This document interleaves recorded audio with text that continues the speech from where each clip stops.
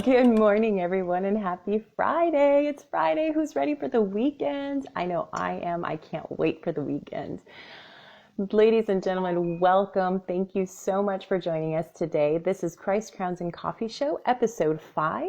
My name is EmmilieLynn, Bonura, and I am your host today. And we are going to be welcoming an incredible guest all the way from Tennessee. Her name is Shana Smith. She is a foster care and adoption expert and educator and mama and wife extraordinaire. And I'm so excited for you guys to meet her. This series is all about traditions. And what I love about it is during this time of year, we get to actually discuss our family traditions, old to new, how we can keep a joyful mindset during a stressful holiday season, as well as today we're going to be diving into the Crown of Life for week 2. And the reason why I did that is there's so much sustenance for the Crown of Life that I felt like it truly needed that 2-week process for us to get through. And I mean, I could probably go a lot longer than that, but at least 2 weeks to go through that. So I'm really excited, you guys. One of the reasons why I decided to do this is I felt a really big calling on my heart from God to reach out and do things that kind of move the needle a little bit forward for people. You know, right now with COVID, everything going on, it's hard to get out and meet with people. So this is incredible. So we have coffee. Make sure you have your coffee because it's Christ Crowns and Coffee. And for most of you who know me, I'm a coffee addict. I'm a coffeeaholic. If you are watching and you don't know me, my name is EmmilieLynn Bonura, and I live in Oceanside, California with my husband and my 2 daughters. And I am so excited to be here today with you guys. I am a singer-songwriter, green as can be, in training, but hoping one day to share with you guys the song that I just wrote here. And I'm really excited because music plays just such a huge role, I think, in today's world, especially because it helps us keep a really positive mindset and keep us involved in a good, positive, joyful manner. So you guys, I am so excited for you guys to join us today. So really quick, just a few quick announcements. You guys are going to want to head over. We have a private Facebook group that has started so that we can dig in deeper, we can connect with you more, and I would love to share things with you over there. So make sure you head over and join that group. You can find that on Facebook, and it is on my EmmilieLynn Bonura page or the Feminine Faith Lifestyle page. So join that for sure. Make sure you sign up for the emails, because then I'm going to send you a special guide that I'm working on that is going to be released in January, and it's a great guide on how to live a feminine faith lifestyle. So I'm all about that, and just some new stuff that we're going to be having soon, from music and ministry to continuing the Christ Crowns and Coffee Show. It has been incredibly successful and people are loving it. So thank you for your support, and make sure you head over there and sign up with the email and sign up for the group, because you're going to want to stay connected. It's going to get fun. All right, you guys. So little quick background really fast on Shana before she joins us. Shana is from, excuse me, Shana, you are from, I totally lost my notes, so I apologize, you guys. This is what happens when you go live. Shana, you're from California and you now live in Tennessee. You're a mom of 3 amazing children via adoption, and I think that's amazing. We're going to be talking a lot about that today. Married to husband Grant for 13 years, who's also a service member, so thank you, sir, for your service. And she owns her own executive assistant business from home, which I think is fabulous, especially in today's culture and climate. I think we can be recognizing and appreciating the hard work it takes to work from home, right? And Shana has spent the last several years speaking out about adoption and foster care to both aid in awareness and help affect change to better serve communities and families involved. And I think that's just absolutely incredible. Being a mom myself, having 2 children, it's so important to find good homes for these children. So we're going to be we're going to have Shana join us now. So ladies and gentlemen, help me welcome a dear friend of mine, Shana Smith, coming at us from Tennessee. I'm excited to have her join us this morning. Shana, why don't you go ahead and hit that request button? And we're going to get started with Christ Crowns and Coffee, episode 5. And go over our traditions, go over the crown of a crown, and I'll explain why in a minute. And of course, your favorite cup of coffee. So like I said, if you don't know me, I'm a coffeeaholic. And welcome, Shana Smith from Tennessee. How are you, beautiful? I am so good. How are you? I am good. I'm going to back up just a little bit so I'm not so close because otherwise it's like I'm kissing the screen and that's not fun. All right, girl, let's hear it. Let's see it. Let's see it. We got to do the mug shot. All right. What's your mug say? What is this one? Illinois. So as we travel, we do a lot of road trips as a family. Select the Starbucks from every place we drive. I love it. I love it. So last week, if you guys didn't catch it, this is my new cup. This is my new coffee cup that my husband bought for me. And I explain how you pick out a perfect coffee cup. So I'm going to remind our viewers really quick. Do you know how to pick out a perfect coffee cup? I don't. There's a manner to this. Okay. There is a trick and a manner to it. I don't know if it's a real etiquette manner or if it's just mine made up. So you heard it here first. Okay. So here's what I love. You got to be able to fit your hand around the cup without your hands touching back to front. Like it has to fit just your whole hand. And then you can, that's a good cup. All right, now you're going to make me test the Starbucks cup. Okay, test it out. Oh, yeah. Almost. So you're good. So I have a very big one for those really rough mornings, but it's currently dirty because it's been a couple of rough mornings. Yeah.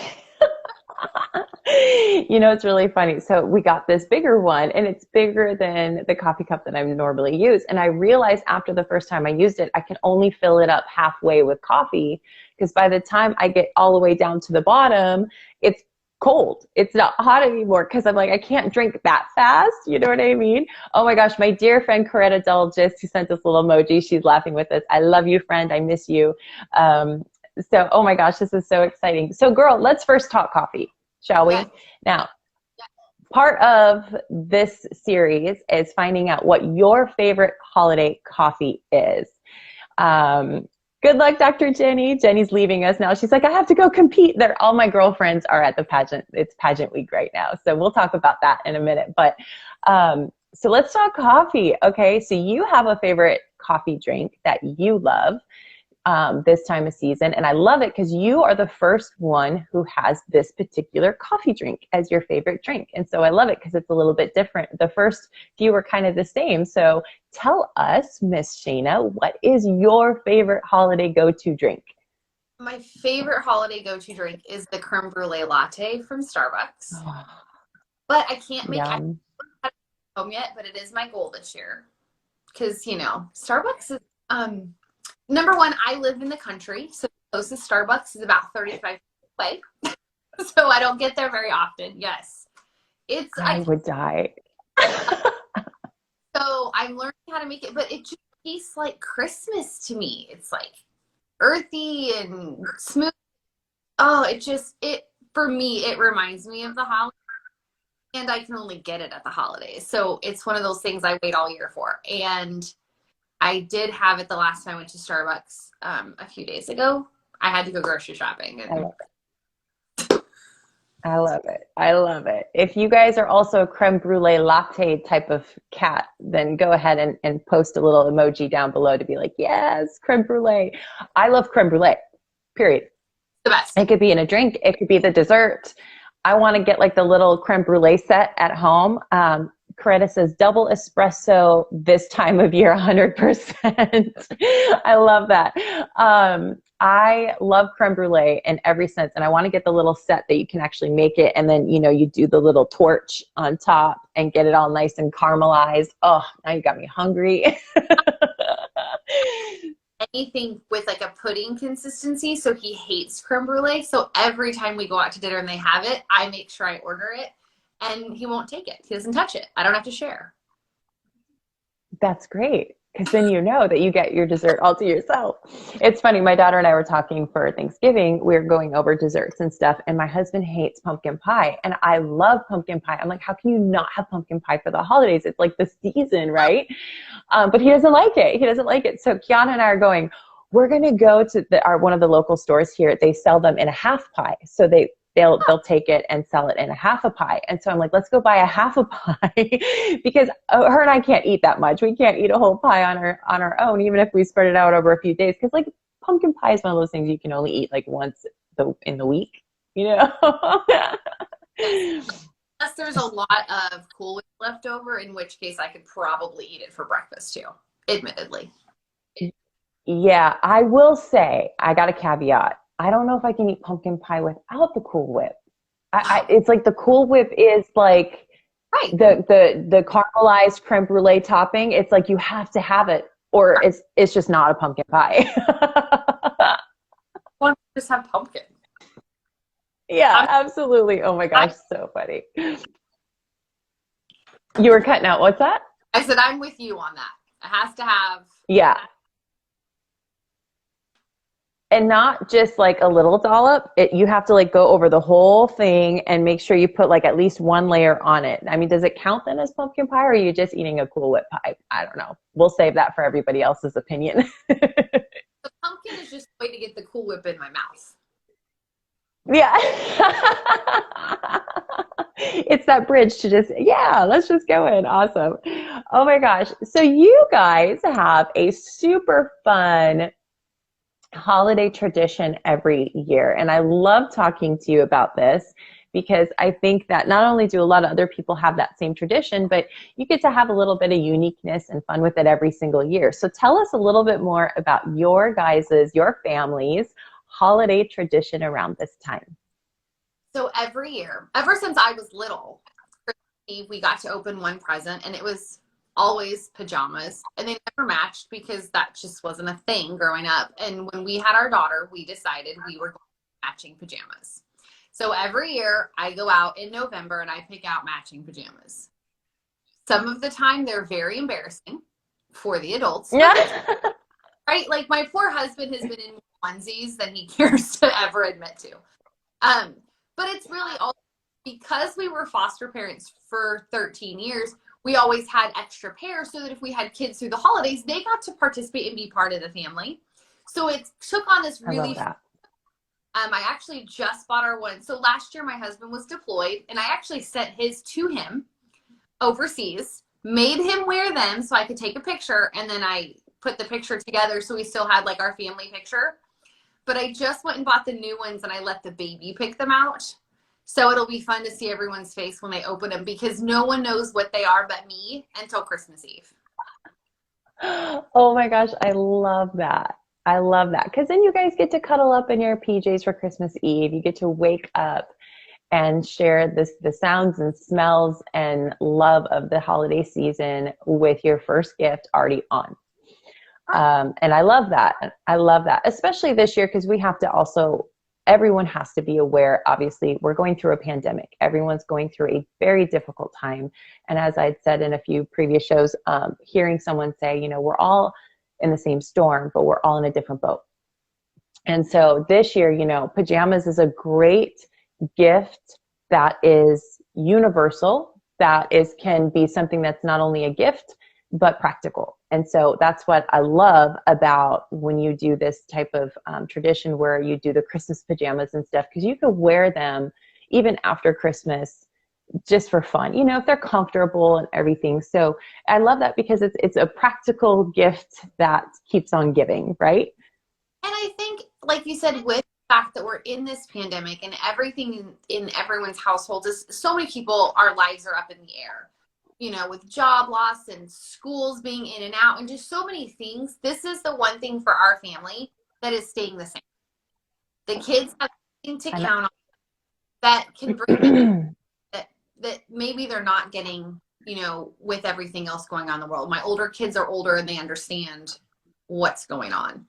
So for us, a small thing that just is consistency for our kids, I'll laugh about, especially if daddy has to put on, you know, one piece pajamas or whatever, that we can get that joy out of.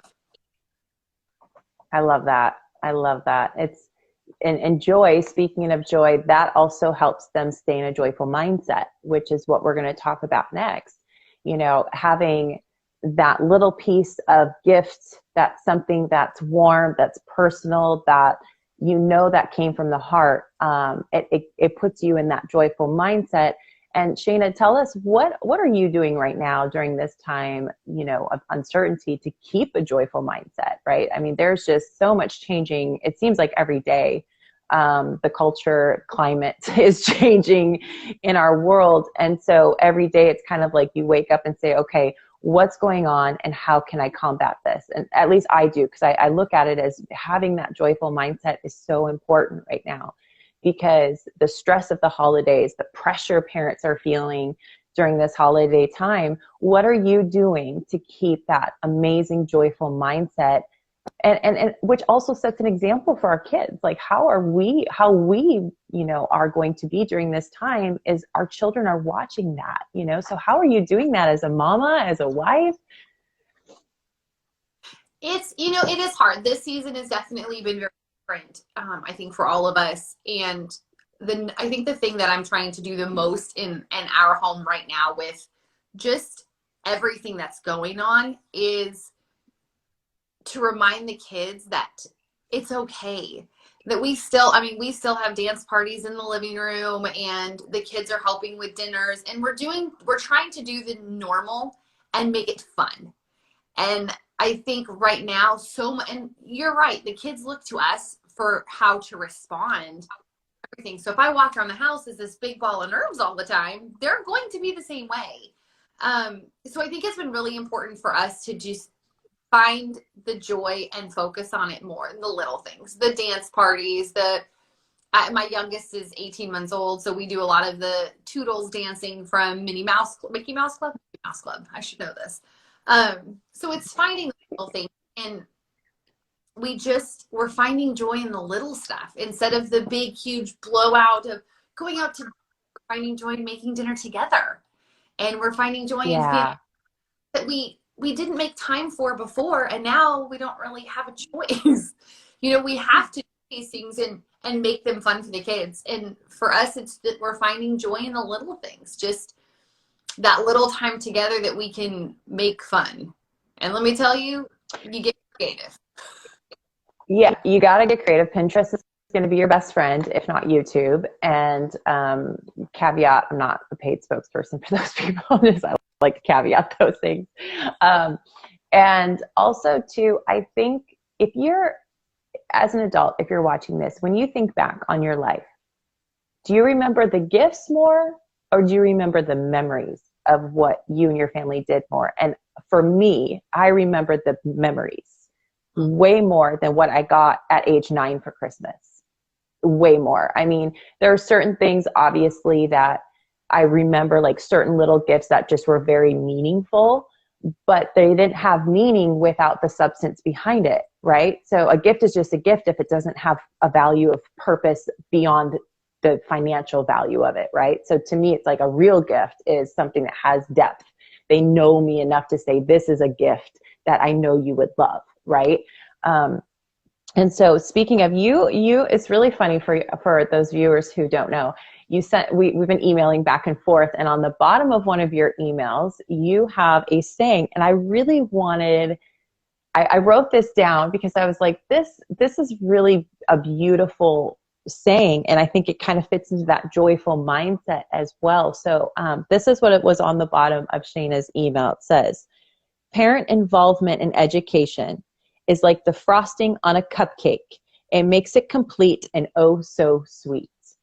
I don't know if you wrote that or if you totally grabbed that from somebody else, but either way, I think that is such a beautiful statement. And I cannot, I just want to hashtag that all over the world because it's so true that, and I'm going to say it again because I think it's really, really important. It says parent involvement in education is like the frosting on a cupcake. It makes it complete and oh so sweet. I love that. I love that. Love that. And I don't know, it fits but doesn't fit, but I wanted to say that because I thought when I read your email and I saw that, I thought, wow, people need to hear that. I think that is so empowering. So where did you find or come up with this, or tell us the story behind that quote? It's so, found it. I think I found it online somewhere, and there wasn't one. I think it was one of those, unknown quotes. But when I read it, I was doing a lot of work within the foster care and adoption community. And I think one of the biggest things we talk about as foster parents and adoptive parents is you have to be a participant in the entire process. And as a foster parent, you're a participant as a foster parent, as an adoptive parent, as our parent. But then on the flip side, you have the birth families that are also participants in this. And I thought that it was such a beautiful way of melding both sides of it. Because it's true. Like, as soon as everyone's involved in the life of a child and in educating a child, whether that is in normal day-to-day life or school or whatever, like, it does make it better. And if you think right now, during everything we're going through, it's perfect because we are, as parents, educating our children at home, obviously, a lot of the time. Thank the Lord, my kids are in school, and God love their educators, because hats off to you guys. But it's true. Having this parent involvement in education, in life, and in love, and in teaching them, whether you're teaching them the word or you're teaching them, you know, how to tie their shoes, you're involved. And that's what makes it beautiful. And that's the best part of parenting. I love that. I absolutely love that. Oh my gosh. So I just love that too, because I love cupcakes. No. Oh my gosh. We have, so Pastor Matt is a good friend of ours. He's a good family friend. He married my husband and I, and his wife is a kindergartner teacher, and she has a blog, and it's Cupcake Kindergarten or something like that. And so it just all reminded me of that. And I thought it was a perfect, like, full circle moment. Oh my gosh. So Shana, do you have your crown with you? I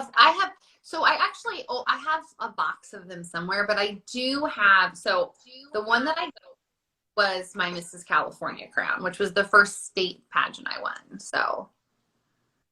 Oh, beautiful. Love that. Yes. And it's. Oh no, I lost you. Hold on. We lost Shana. Let's see if she comes back. Are you there? Yes. Okay, good. Whew. That was scary. Apparently my phone just turned off in the middle of it. Oh. Right? Okay, so we saw the one crown. Did you say you had another? Oh, my other one is it's still my international crown, but it's when I won Tennessee. So I have them both because that's the only ones I unpacked since we moved, but I have this one all. Oh, I love it.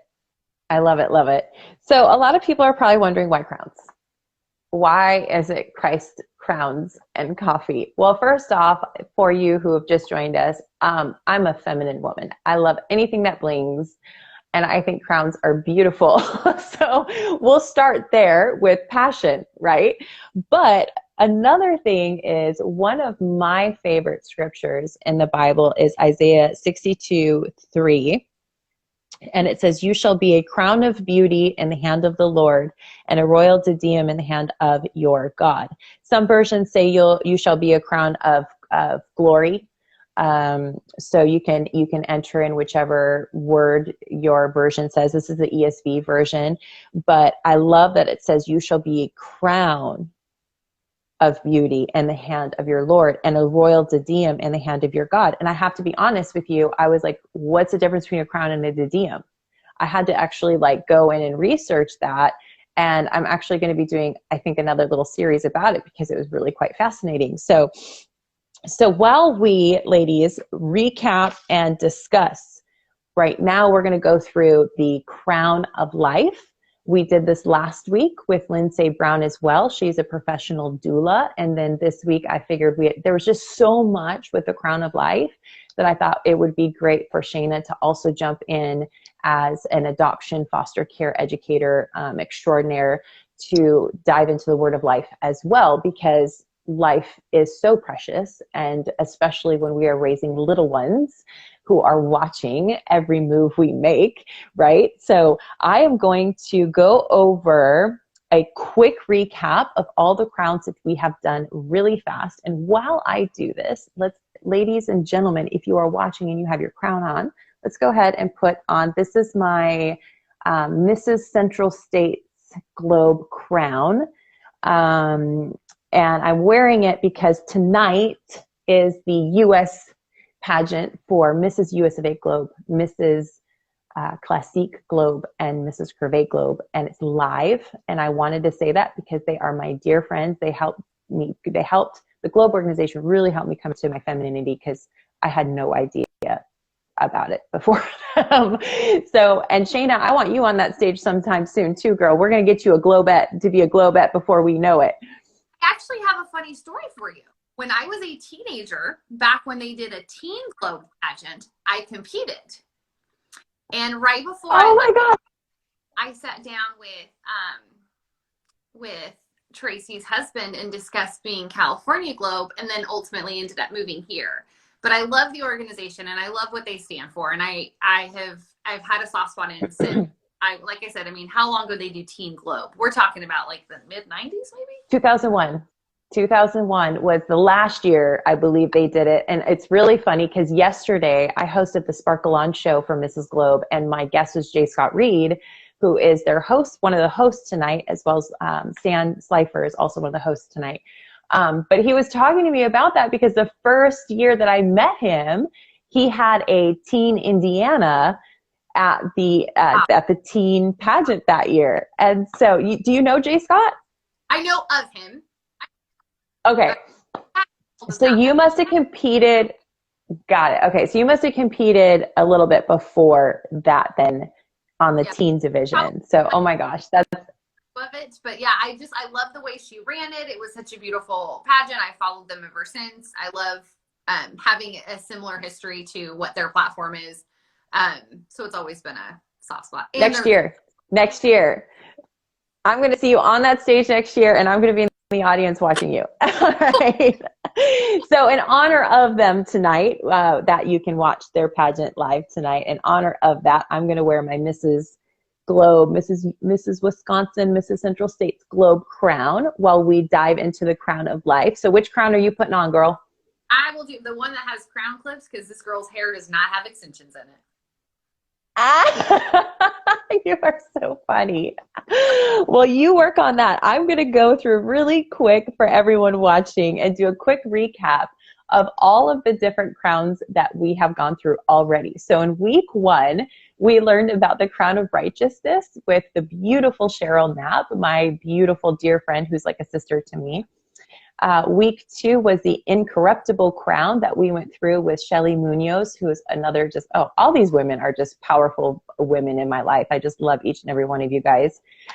Week 3 was the crown of glory with Shannon Morrell. She's incredible as well. That was an incredible interview for sure. And then last week was my dear friend, someone who I do call a sister. She is I wish I could just move her into my house. I just love her dearly. Lindsay Brown, and we spoke about the crown of life with her last week, and we are speaking about the crown of life with you again this week, just because there was so much. There was 2 verses in the crown of life that I thought were really, really important. And so we're going to dig through the second verse. We did James 1:12 last week with Lindsay. And today we're going to head over to Revelation 2:10 this week and go over the crown of life. And I think that for you being a foster care and adoption educator, this crown fits you so well as it did with Lindsay last week because of, when you are a mama, and whether it's through adoption, foster care, or pregnancy, your heart just is in a different place, right? It just is in this place of love and joy, and life is happening, and you're able to watch it happen and help aid in that development of a human being that's going to be an adult, so it's a pretty important thing. And so, Shana, I would love for you to start us off, please. If you could read Revelation 2:10. For those of you joining us, it's Revelation 2:10. And we're going to head over. And Shana, if you want to read that for us, I would love that. Absolutely. Fear none of those things which thou shalt suffer. Behold, the devil shall cast, some of you into prison, that ye may be tried, and shall have tribulation 10 days. Be thou faithful unto death, and I will give thee a crown of life. So I want to just break down each one. And I think for me, I love to break down verses and discuss each segment because sometimes it just helps me understand it better.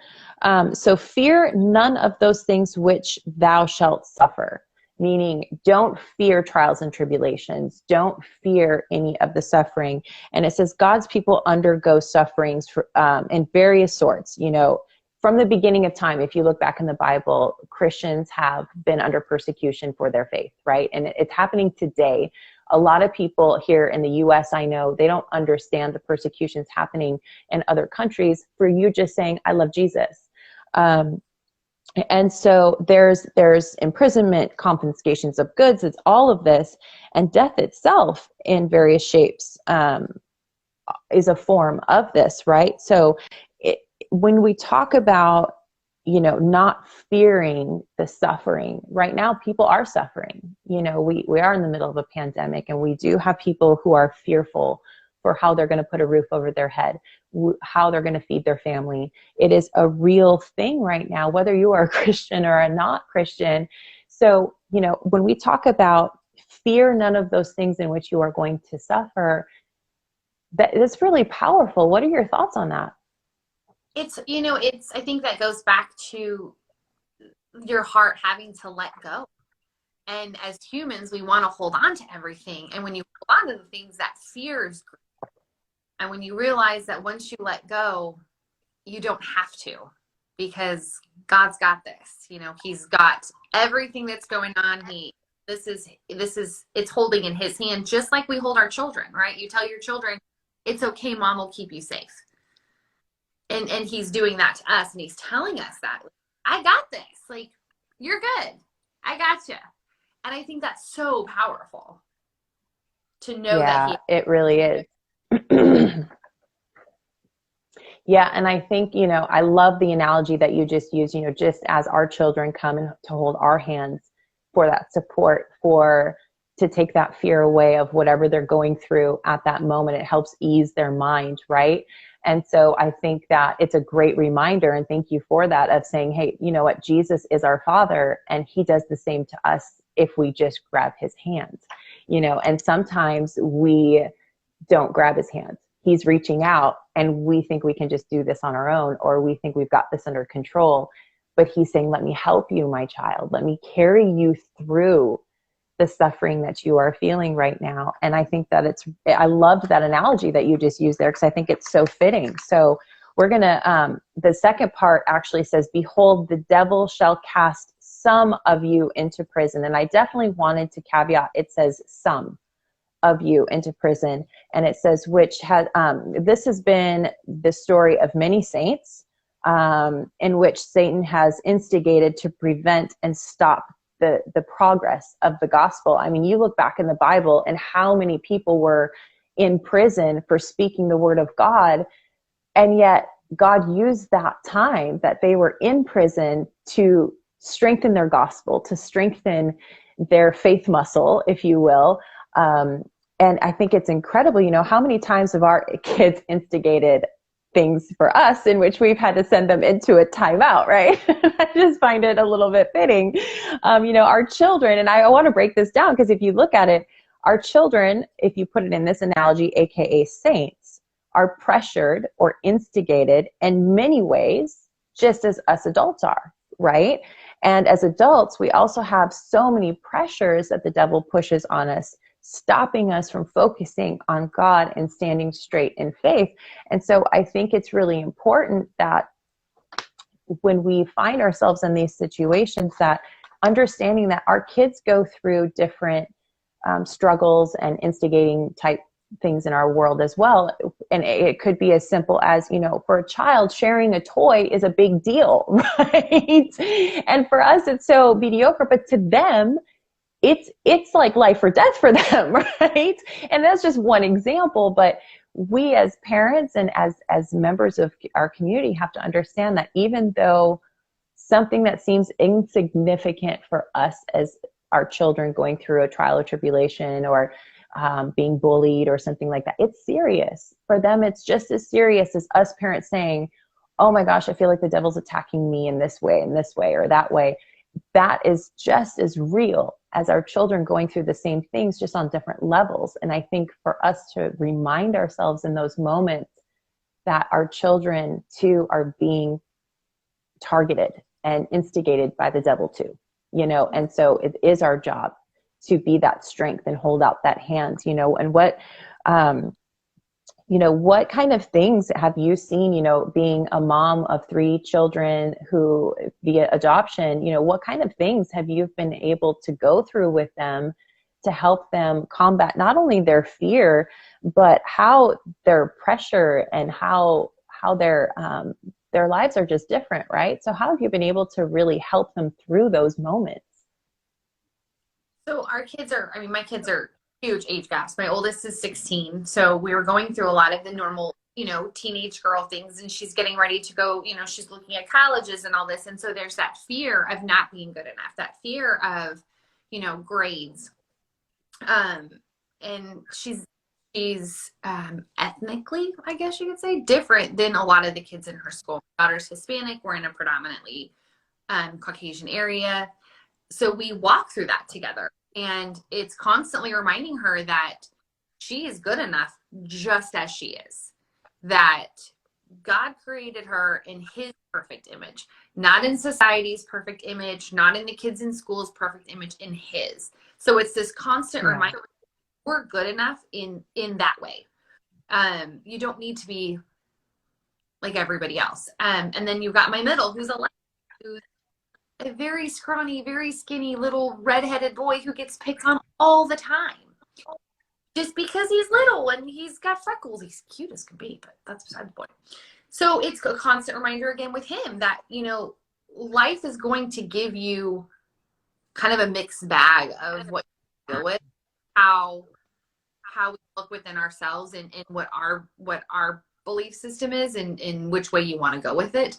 So we kind of walk through that together. And I think we really try to, with both our kids, is focus on the fact that this is the family God put together. They are the people that God created, and only he can really make that judgment, right? At the end of the day, no one else's words matter, which is really funny because my 11-year-old will argue with me and say, but don't your words matter? Because you're my mom. Yes. Well, yeah. That's called level of authority, not society. Most of the time think they're also adults. But I think for us, we really do try to focus on that centerpiece that, God created you. You can walk. Oh no. There we go. Okay.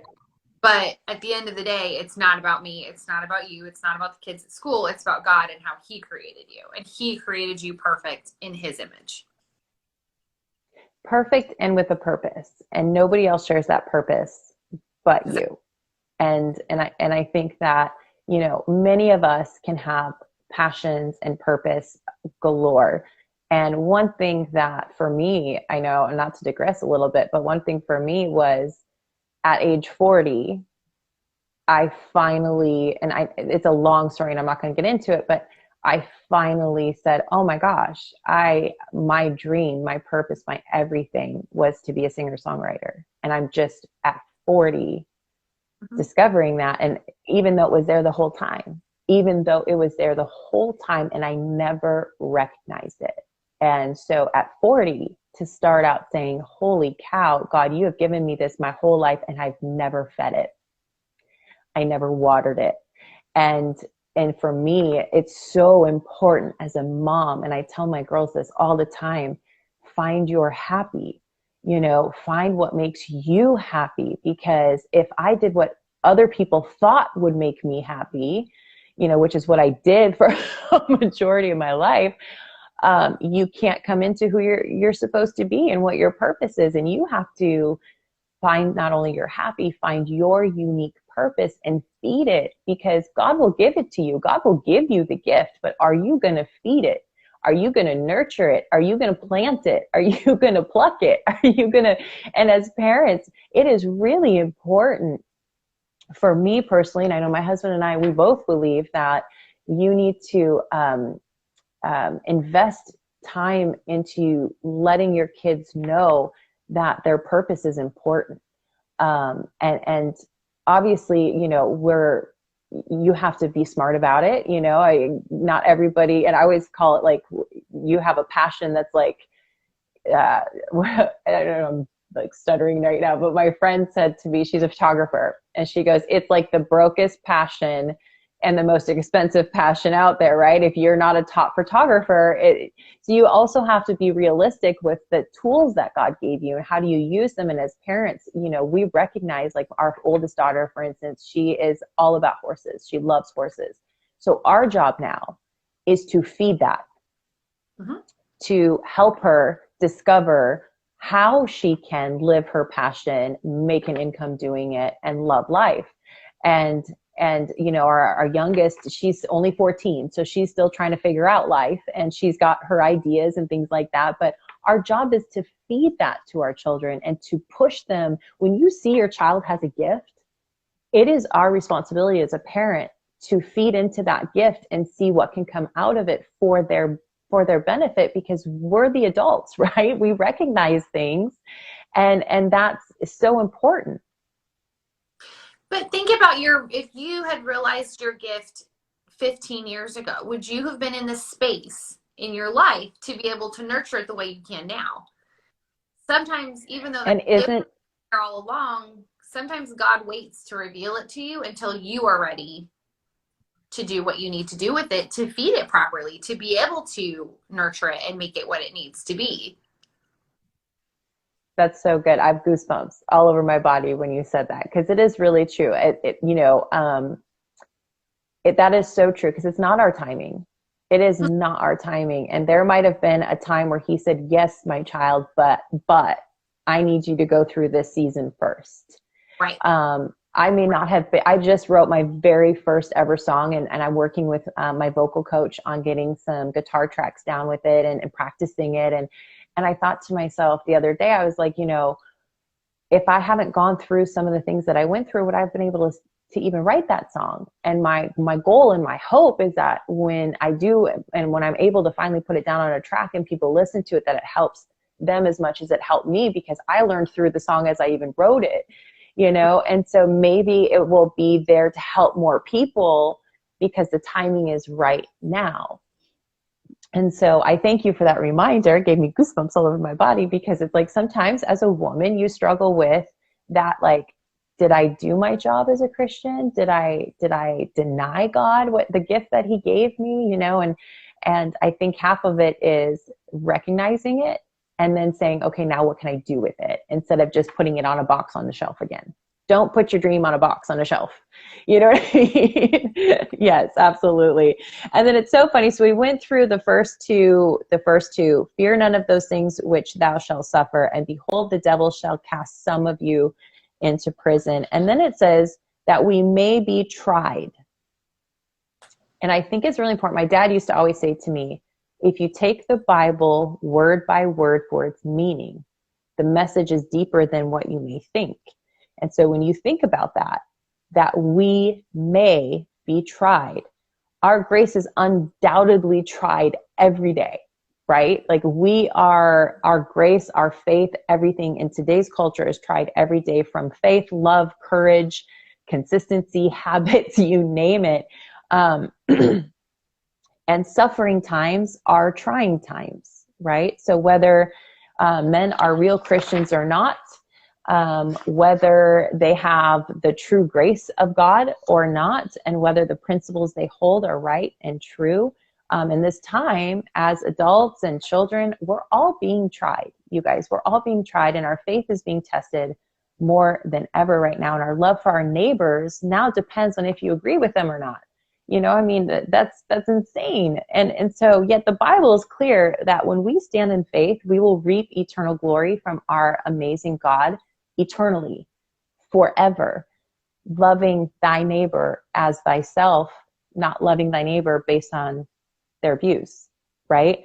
And so how do you feel about all of that, Shana? Because it's, as a mom, you know, our kids are experiencing different pressures even when we send them to school right now. The culture that we are living in is very, very divisive. I mean, let's just be honest. It's just divisive right now. And so to sit here and get back to that foundation of loving thy neighbor as you love your own family. You know, it hits home a little bit, because I think that's a really good reminder that we're being tried right now. Our grace is being tried. How we treat people is being tried. What are your thoughts on that? I mean, how are you teaching your kids, and how are you setting that example of being able to say, hey, we have to love everyone no matter what their views are, what their faith is like? How are you doing that? How are you teaching your children that and keeping that that mindset? So the thing we've raised our kids with since best regarding age was love others as Christ loved the church. Because I think that that's so important for them to understand that it doesn't say like, well, love the guy down the street because he's pick a political person. I don't know. He's a Trump supporter. Yeah, yeah, right. Or, love that person, treat that person with respect because, they agree with you. It's life. Like, I don't agree with my husband all the time. We have very different views in certain things. I don't agree with my kids all the time. And I think it's teaching our children that it doesn't matter. Like, you love people, but Christ loves you, and you're not always good. One of the two of them stole all my cookies the other day out of the fridge. Christ still they fight with each other and say mean things. He still loves them. And it's teaching them that no matter what, he still loves you. And because of that, you need to extend that grace onto other people. And I think the other thing we talk about a lot is kill them with kindness. Like, if someone's mean to you, it's possible they're going through something too, right? Like, maybe their home life is tough right now, or they're getting picked on at school, so you in return. So I think that's a lot of it is this constant, as a parent, it's constantly teaching your children that we extend grace, not because we expect it in return, but because it's the way we're supposed to be and it's the right thing to do. And I think that's the biggest thing. Kids hear it all the time, and I get the eye rolls now, and I'm like, you guys, remember, I know.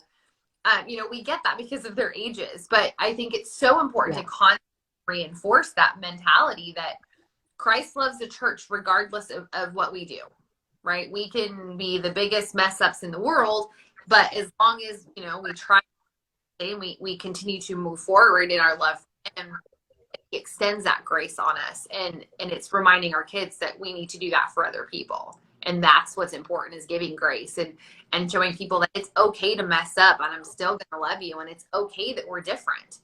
I'm still going to love you. And you're right. Our country is so divided right now in so many ways that I wish as a culture that we could take that step back and remember that, that we need to love our neighbors. We need to love each other just as he loves us. And the other thing my kids hear a lot is judge not lest you be judged. And I think if as Christian culture, as Christian women, say that again, because it cut out just a little bit. The other one was tell our kids is judge not lest you be judged.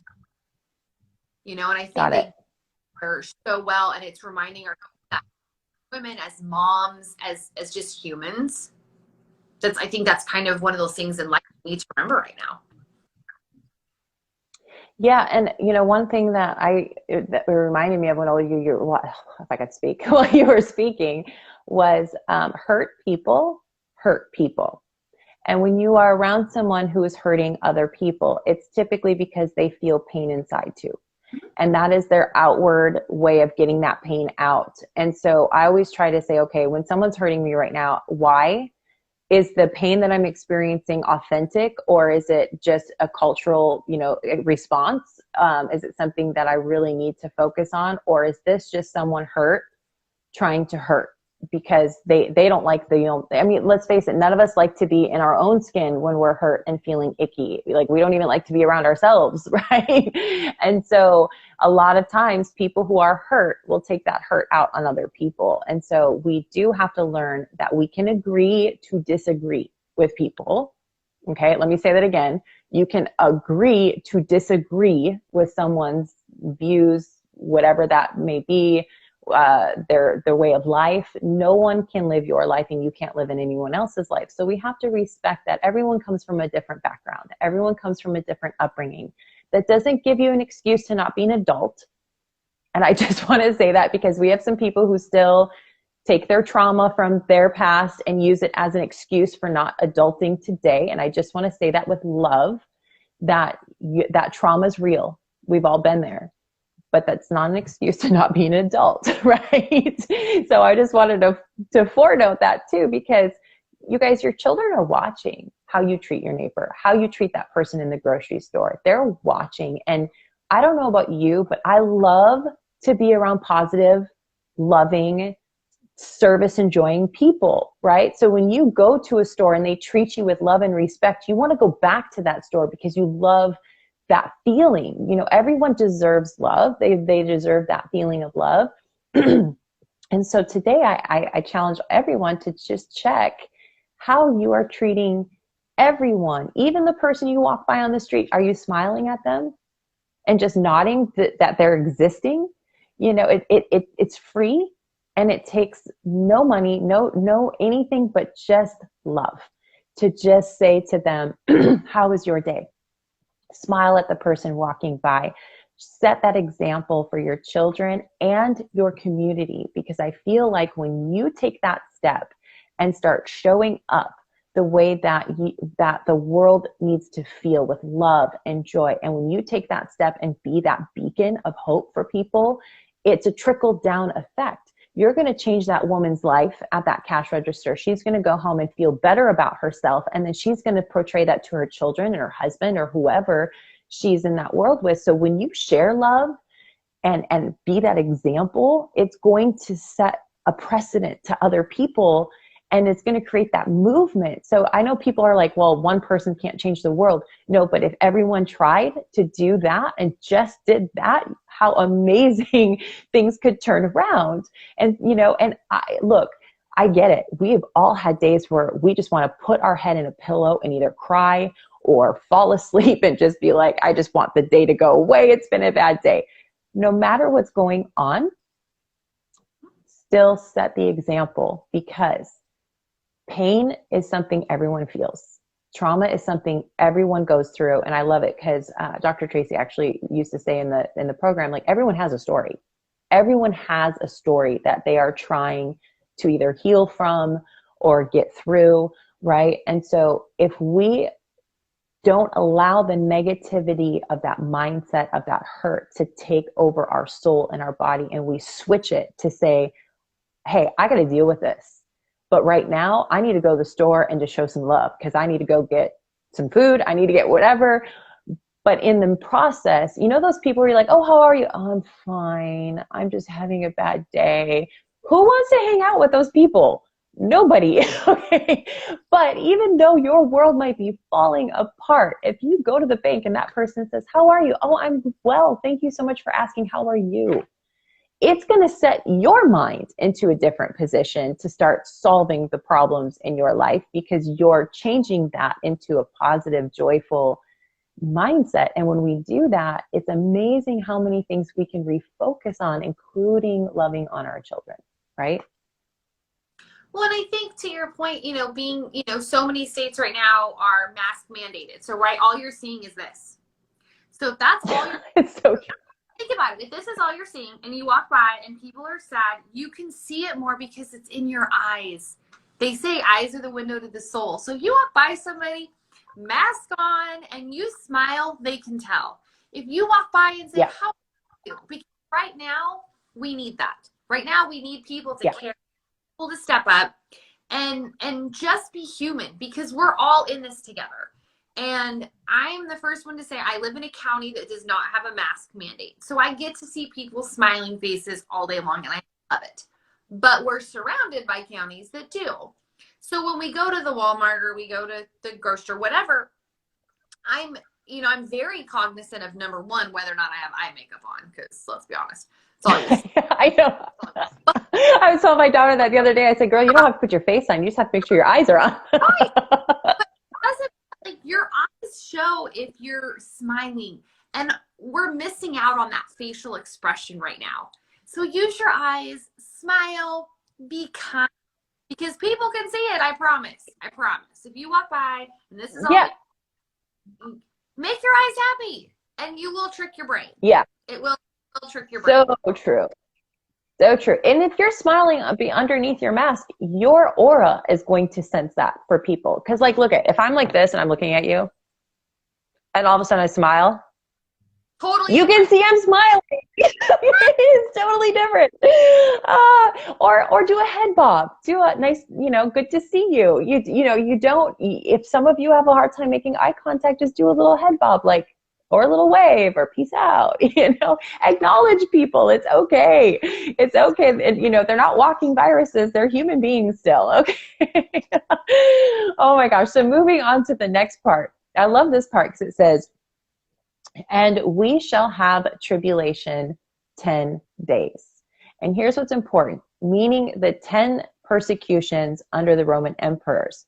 Now, we're not going to talk about all 10 because that would take all day. However, the last persecution was the Diocletian. I cannot pronounce these right, so you guys give me a whole lot of grace on that. But it is the Diocletian persecution in year 303. And it lasted 10 years, and is believed that this last persecution, which held 10 years, translates days into years, okay? So that these 10 days are actually 10 years in which the last persecution was held. So the first 9 were 10 days. The last was 10 years. And so when you think about that, even some of the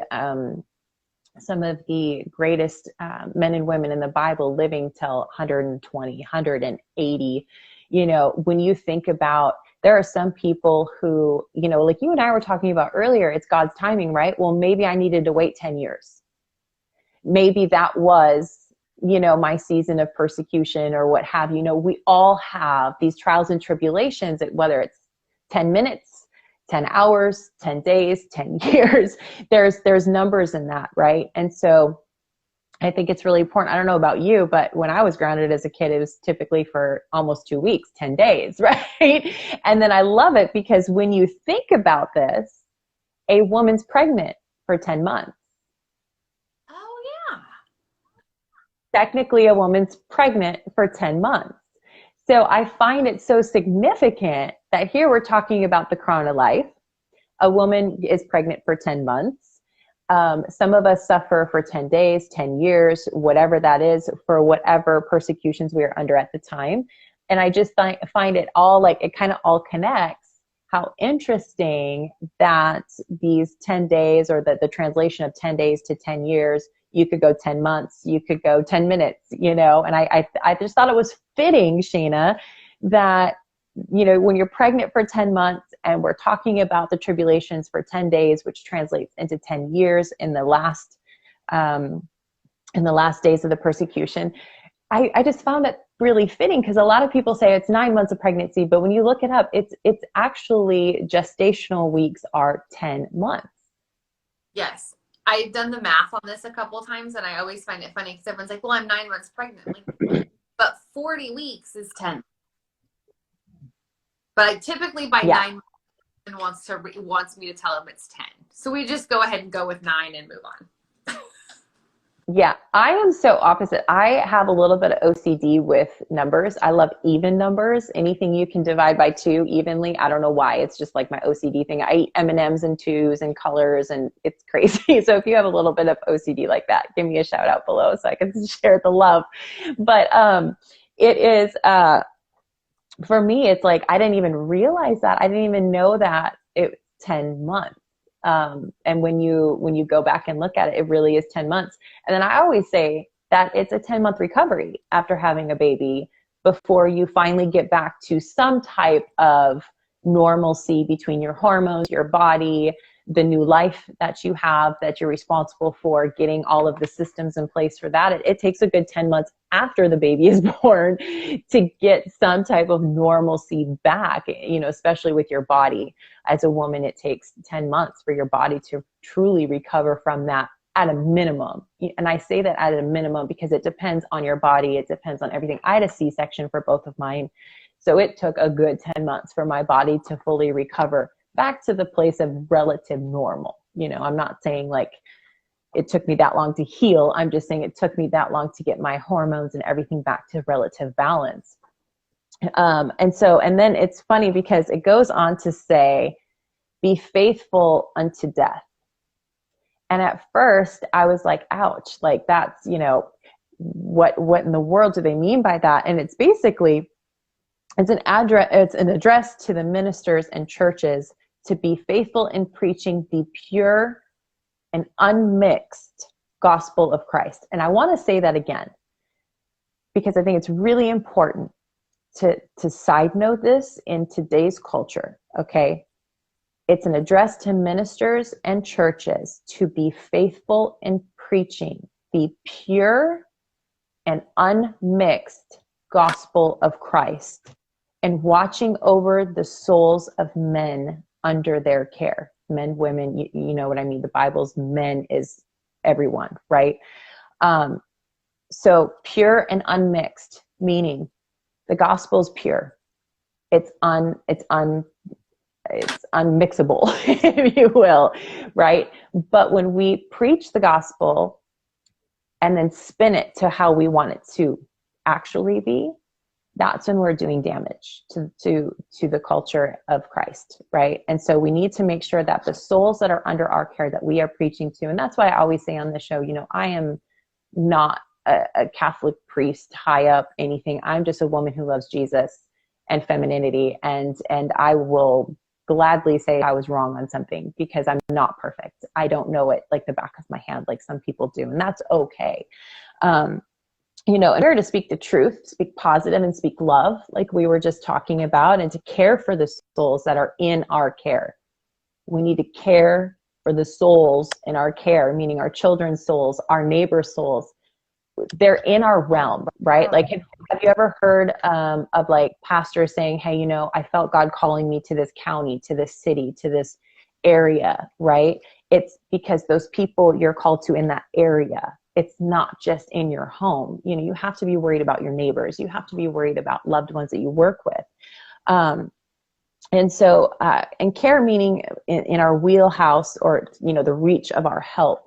So as a mom, I mean, you got friends, your kids' friends come over, and it's not just what's happening in your home. Right. You have to make sure that you bring in other homes, other kids, that your home is that balance and that safe haven for them as well.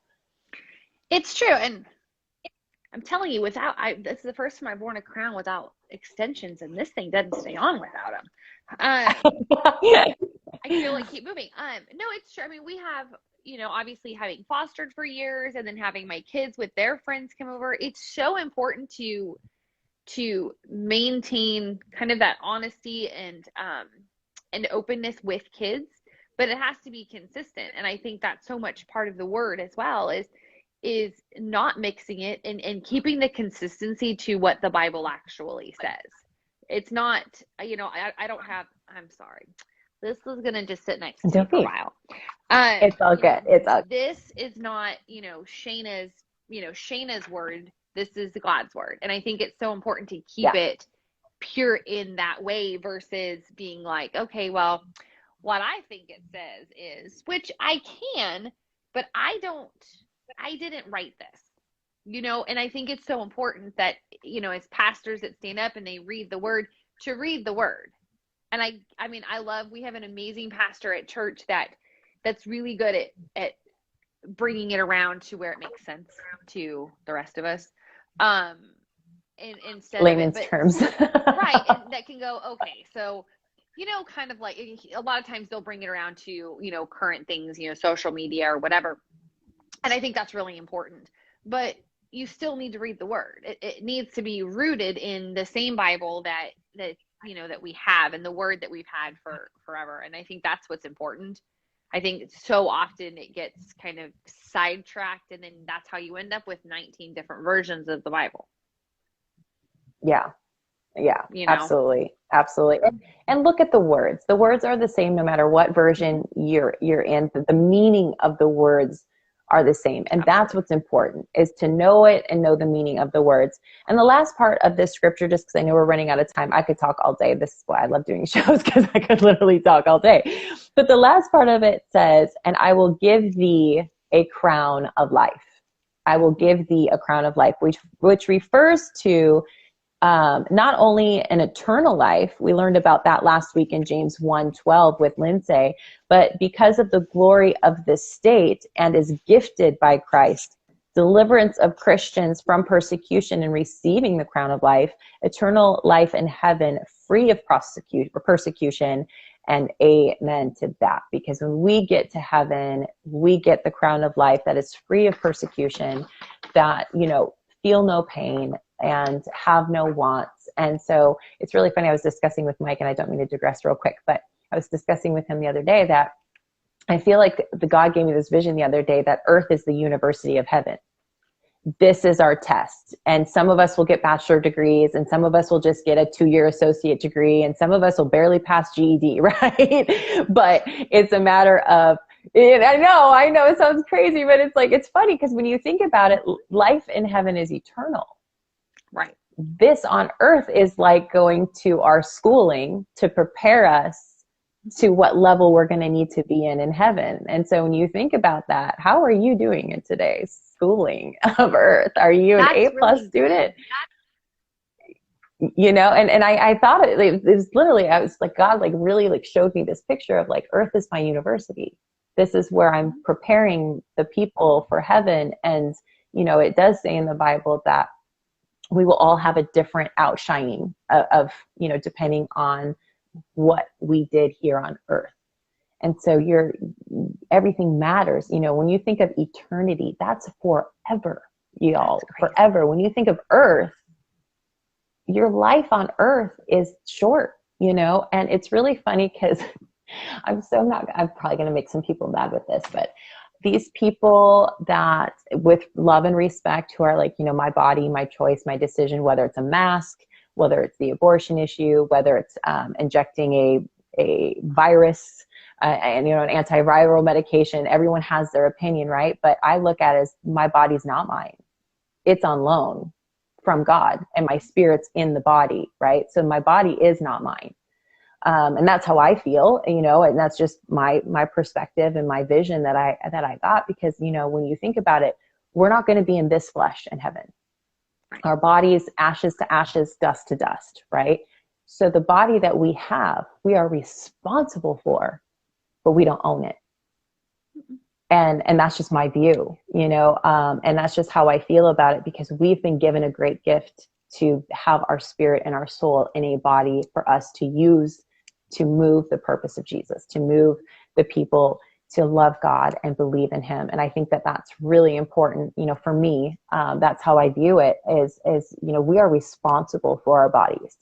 But ultimately they are ash to ash, dust to dust, and they will go away. And how our spirit is and our faith muscle is what's going to get us to that next level in heaven.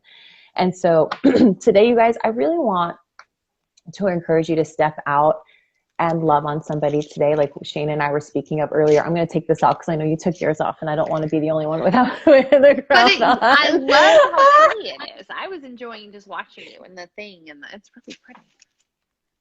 I think Globe has the best crowns just because of how they're made. You literally don't need anything. You could just pop it on and it stays on. So I love that about their crowns. But gorgeous.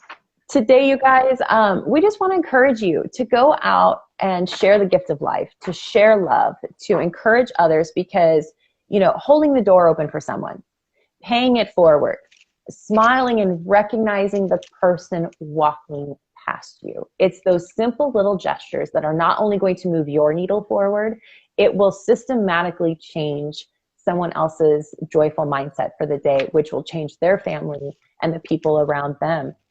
Shana, what are some other ways that you can think of that we could do that? That, obviously, like I had said, holding the door open for someone, paying it forward, smiling at the person walking by. What are some other ways that we can just share that unity and love? I mean, I think, everyone's on social media right now because, like in your state, you can't go anywhere. I think also watching what you're posting on social media is huge. Think about what you post and how it's going to make someone feel and how someone's going to receive it, and be positive in what you're posting and be positive in what you're saying, because you don't know where someone's scrolling. I mean, we've all done it. You scroll through and you see something and there's going to be a reaction, good or bad. don't let the things that you're posting cause that yucky feeling inside that says, you know, the world's terrible, or, you know, your feelings. I mean, everyone has feelings on the masks. Everyone has feelings on the election. I think that we're all kind of to a point where what somebody posts online is not going to change how I feel about it, good or bad. And I think that I would rather see people post things that are like, you know what, today is a beautiful day. Someone posted something the other day that I scrolled upon that was perfect. And it said, I don't know who needs to hear this today. Your makeup's on point, your hair looks great, and your butt looks great in those jeans. And like, I saw that too. Like, as silly as that is, like, I stopped and I was like, hey, thanks. Like, you don't know what I look like. Yeah. But that was that thing that it brought joy to me for a second of like, you know what? Like, that's the kind of stuff I want to see right now. It is. I went to a business thing out in Palm Springs. Yeah, absolutely. I went to this business event out in Palm Springs last year. And one of the things that I loved about what they had said is who you follow and what you watch on social media matters, because it's going to set the emotional tone for your day. And so I went through and completely wiped out so much on social media of, if you are constantly posting negativity, or, you know, to me, it's like, if you are not love and wanting to post things that move that needle forward, I can't have you in my life. I just can't, because right now I'm in that. True. Yeah. And so now when I scroll through, I see Bible verses and I see positive affirmations and I see all of those things, because it is my choice to say no to ick and yes to goodness. Mm-hmm. And it's so true. I mean, I went through this, you know, over the last couple months, especially with all of the election stuff. And I really had to do the same thing, because regardless of your political beliefs, which I feel like we live in the best country that allows us to have that freedom to love either candidate, but I draw the line at wishing harm to a candidate or their family, wishing death. Yeah. The hatred that was spewed on all sides from the election, from when, you know, the Black Lives Matter movement and all of these things, like, I went through, and if you are spewing hate, I don't know. I mean, I don't have space for that. And I can respect, and I have a great deal of respect and grace, but I had to take care of that and remove those people, because I didn't want to see it every day. Because it's not healthy. It's yucky. And, you know, if one of my kids is sitting next to me, and obviously my big kids can read, and I'm scrolling Instagram, I also look at it under the lens of, what do I want my kids to see? You know, is that the kind of thing I want my children to see on a regular basis? No, I want them to form their own opinion on things, in a positive way. And I think that that's so important right now in the climate that our country's in, to be positive. And I think as Christians, though, I think as Christian women, I think there is a huge piece of the, you know, your actions speak louder than your words. Yeah. And I think we need to be that right now, is where our actions are showing our love for each other. Our actions are showing how much we love the Lord. I don't need to post a meme every day that says, I love God, or I love Jesus. Yeah. Because I want people to see my life and go, you know what? That woman loves Jesus, you know, based on how I live my life. Because we both know women who have gone to church. We know people who have gone to church, that their actions, you know, Monday through Saturday, they do not match the words that are coming out of their mouth on Sunday. And I want to caveat on that. Nobody's perfect. No. Nobody's perfect, but you have to consciously do better. And when you know better, you have to do better. And I just want to caveat on that, because I understand nobody's perfect. I understand we all have nights, days that we fall short. But getting back up on that faith mountain and saying, hey, I messed up. I think, and I know we're running really super behind and we got to get going, but I just felt the calling to say, you know, when we mess up, I think the biggest thing that I never received as a child that I really want to make sure that I do to my children is, as an adult, when I mess up, it's okay to apologize. Yes. And I think parents need to be okay with saying, hey, I messed up and I am sorry for that. And I think it's really important, because it allows the humility for your own, and it shows your children that I can still mess up and get back on the saddle and keep going. Absolutely. Watch, and how are Yeah. they supposed to learn about relationships? Like parent-child relationships, husband-wife, like romantic relationships. If they never see you apologize to your spouse, then they're not learning to do that. And I'm not above Yeah. apologizing to my kids. The other day, I had asked one of them to do something. My husband did not hear it, and they went to do what I asked them to do, and I didn't realize that there was something else they were supposed to be doing. And my husband kind of yelled across the house, like, "Hey, I told you." And I go, "Wait, sorry, like I did that." My husband they're listening to me apologize to my husband, and my husband apologizing to them, because they need to see that I never apologized growing up. My mom was like, "Go to bed, wake up tomorrow, and it's over." Yeah. Yeah. I didn't learn how to Like, well, apologize until I I got paid for the married. roof over my head. Yeah. Yeah. I know. I used to get that. Well, do you know how expensive children are? And you better just listen to me. I'm like, wait, what? Is that an apology? Like, wait. But she is right. Children are Oh my very God. expensive. Well, no, but you use that as a tool against your Yes, child. You don't use it as a tool against your child. I Please, for the agree. love of God, stop doing that if you're doing that. I am. Oh, Do as I I probably say, made a lot not of as people I mad do. at that, but seriously. It's Right, right. Okay. Oh, come on. We have to be, look, how you are is what your children are learning. If they are learned behavior, right? So if you yes, have a learned behavior, look, we're not perfect, but when we reset ourselves and we let our children in on that, say, hey, I didn't like how I acted there, and I need to fix this. I need to set the record straight. The other day, it was really interesting, or this past summer, Kylie and I were working together, and I had cut her off, and I had snapped on her for no reason, because my vision of what I thought what was happening versus what actually was happening was different. And when we were able to get into the car at night, she goes, Mama, I have to be honest with you. You did something earlier that really, upset me, and I want to be honest with you about it. And she shared that experience, and I apologized to her, because I don't want her to think that that I meant to be that way, because I love to be that person who's like, hey, like I want other people to be around me because of, I'm happy and joyful, right? right. And so I don't want my own daughter to sit there and say, well, you made me mad and hurt me, and I need you to understand that. And if I would have responded differently, to be like, well, I didn't do that to you, and well, you should have listened to me. And if I would have responded that way, it's teaching her how to be combative and that you can always be right. And it doesn't teach her to come and Versus me talk to saying, you.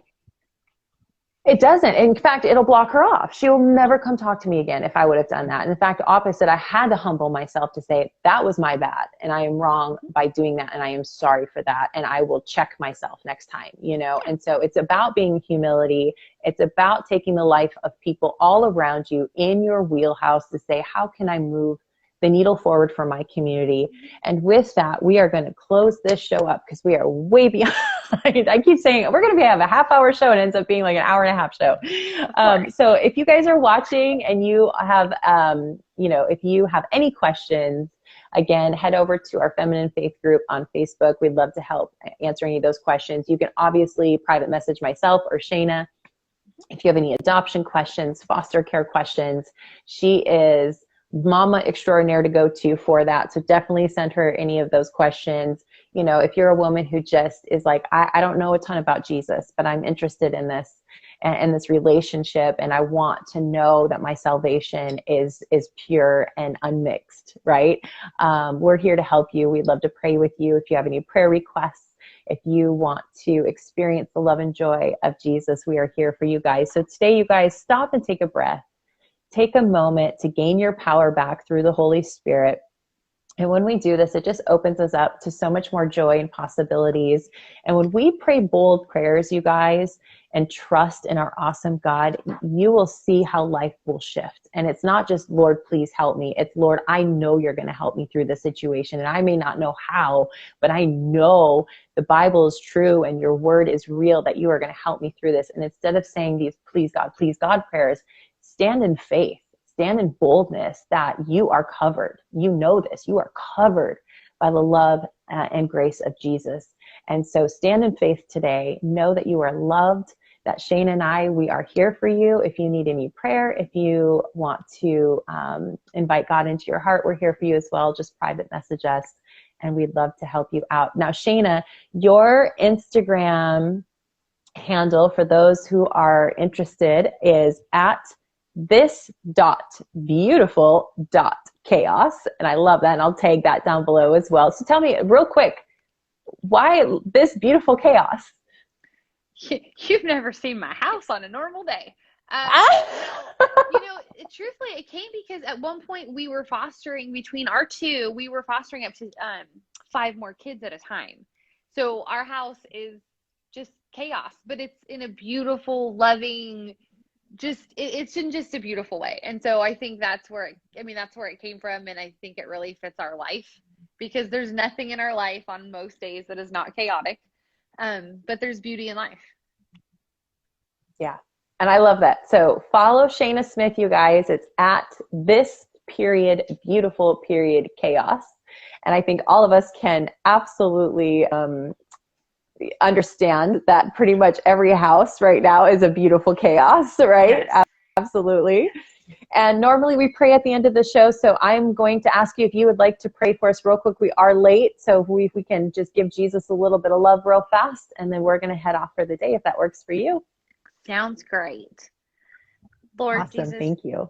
Thank you so much for everything, for today, for the fellowship with Emily, and being able to just share in your word. And we just ask, Lord, that you watch over us today, guide us in your grace, your glory, and just also, Lord, remind us the reason for this season coming up, and just keep